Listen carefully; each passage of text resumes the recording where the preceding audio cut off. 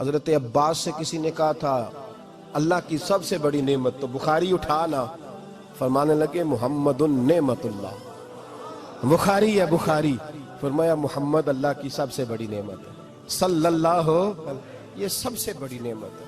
کچھ کر تو صحیح نہ یار۔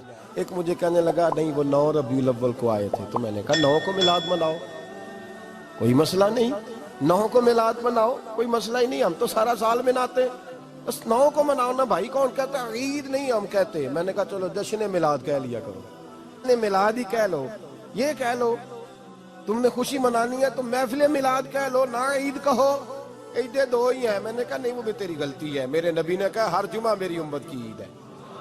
اور قرآن پاک پڑھ، قرآن پاک پڑھ۔ حضرت عیسیٰ کہتے تھے یا اللہ جب تو من و سلوہ نازل کرے گا وہ دن ہمارے لیے عید کا دن ہوگا۔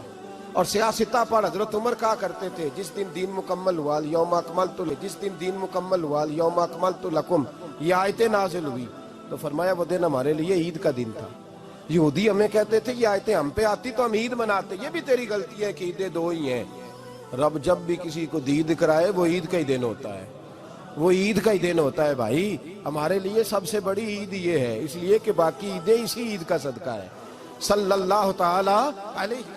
تو عید میلاد النبی پہ اظہار مسرت کرنا، خوشی کا اظہار کرنا، خوشی کا اظہار کرنا، یہ تو ایمانی تقاضا ہے، یہ تو روح کا تقاضا ہے، یہ تو اندر اچھلتا ہے۔ شریعت جتنی ہمیں اجازت دیتی ہے اتنا ہم کرتے ہیں، اور کوئی میلاد کی محفل میں کوئی ایسا کام نہیں ہوتا جو شریعت سے ٹکراتا ہو۔ پہلے کیا ہوتا ہے؟ تلاوت، منع ہے قرآن پڑھنا۔ دوسرا کیا ہوتا ہے؟ اتنا درجہ ہے نعت کا، اب تو نہ نعت پڑھنے والے رہے نہ سننے والے رہے، دونوں میں ہی کمی ہے۔ اور میں اکثر کہتا ہوں نعت پڑھنا اتنا کمال نہیں جتنا سننا کمال ہے۔ سننے والا کوئی ہونا چاہیے، نعت سننا زیادہ معنی رکھتی ہے۔ اس کی وجہ یہ ہے کہ نعت پڑھنا صحابہ کی سنت ہے اور سننا محمد مصطفیٰ کی سنت ہے، اور سننے والے کا درجہ، ہاں تیرا درجہ زیادہ ہے اگر تو سمجھے تو۔ اور اتنا بڑا درجہ کہ حضرت احسان بن ثابت نعت پڑھے تو نبی پاک اپنی چادر ممبر پہ بچھائے اور وہ میں نیچے نہ پاڑ، ادھر میرے ممبر پہ بیٹھ کے پاڑ، یہ کوئی معمولی بات ہے؟ رسول اللہ کی نعت سننا، بلغ العلا بے کمال ہی کشفت دجا بے جمال ہی حسنت جمیع۔ شیخ سعدی کہتے ہیں 3 فقرے لکھے تو چوتھا ہوتا ہی نہیں تھا، میں سو گیا، بڑا پریشان تھا کہ چوتھا فقرہ نہیں بن رہا۔ بلغ العلا بے کمال ہی کشفت دجا بے حسنت جمیع، چوتھا لکھا نہیں جاتا تھا، نیند آ گئی، میری آنکھ لگی تو محبوب کا دیدار ہوا۔ حضور نے فرمایا پریشان پڑے ہو؟ میں نے کہا محبوبہ 3 لکھے ہیں چوتھا بن ہی نہیں رہا۔ حضور نے فرمایا چل سنا نا مجھے، یہ چھوٹا نعت پڑھنا کوئی چھوٹا کام ہے؟ یہ تو ہم نے کھاتا ہی غلط لوگوں کو دے دیا ہے، وہ تو اس قابل ہی نہیں تھے کہ نعت سنی جاتی۔ بلغ العلا بے، شیخ سعدی کہتے ہیں میں سنانے لگا اور مصطفیٰ سننے لگے۔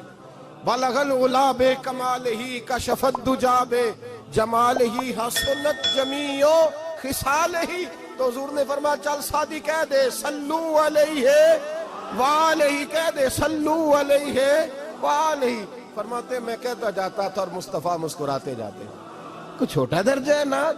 نعت تو ایمان ہے، نعت تو طاقت ہے، نعت تو تیری روح کو بیدار کرتی ہے، پر شرط ہے نعت ہو، شرط ہے، شرط یہ تقاضا ہے میں نعت ہو، وہ نہ ہو کہ نعت پڑھے نا۔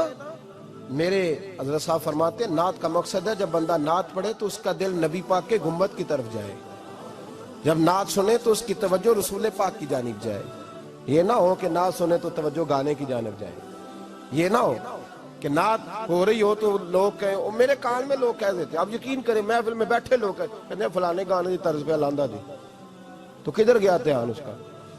تو یہ نعت تو نے پڑھی ہے، یہ نعت سنی نہیں آج تک۔ اگر نعت پڑھنی ہو تو علامہ اقبال کی لکھی ہوئی پڑھا کر، اگر نعت پڑھنی ہو تو شیخ سعدی کی لکھی پڑھا کر، اگر نعت پڑھنی ہو تو حضرت احسان بن ثابت کی لکھی پڑھا کر، اور اگر تیرا دل کرے کہ نعت بھی ہو، جذبات بھی ہو، حسن بھی ہو، علم بھی ہو، عمل بھی ہو، قرآن بھی ہو، حدیث بھی ہو، تو پھر امام محمد رضا فاضل بریلوی کی پڑھا کر، پھر اعلیٰ حضرت کی پڑھا کر، تجھے پتا چلے چمک تجھ سے پاتے ہیں سب پانے والے، میرا دل بھی چمکا دے چمکانے والے۔ اعلیٰ حضرت کہنے لگے یا رسول اللہ میری سفارش نہ کرو، ڈر لگتا ہے، ڈر لگتا ہے، قیامت کی رات بڑی گہری ہے، سفارش نہ کرو اس طرح کرو میرا بازو پکڑو اور جنت تک پہنچا کے آؤ، میرا بازو پکڑو اور جنت تک. کہتے ہیں میں مجرم ہوں آقا مجھے ساتھ لے لو. سونے نہ ڈر لگتا ہے. وہ بچہ کہتا ہے میں نے نہیں باہر جانا اندھیری رات ہے. ابا جی نال چلو. تو بلا مثال بلا تشبیہ صرف سمجھانے کے لیے، کسی کوئی بڑا ساتھ ہو تو ڈر نہیں لگتا. یہ نعت ہے نا، چمک تجھ سے پاتے ہیں سب پانے والے، میرا دل بھی چمکا دے چمکانے والے. کہتے ہیں یا رسول اللہ محشر کی رات بڑی گہری ہے، میں مجرم ہوں آقا مجھے ساتھ لے لو کہ رستے میں ہیں جا بجا تھانے والے.